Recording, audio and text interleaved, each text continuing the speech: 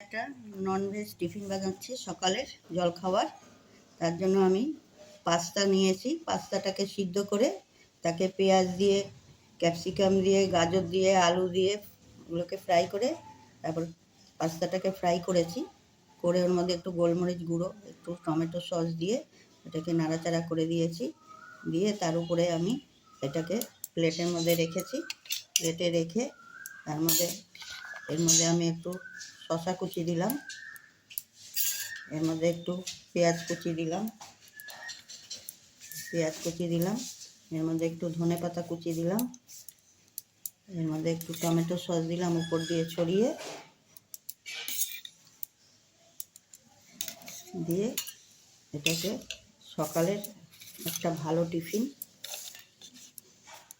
জলখাবারের। তার উপরে আমি একটু ডিম দিয়েছি, ডিমটাকে ঝুরি করে নিয়েছি,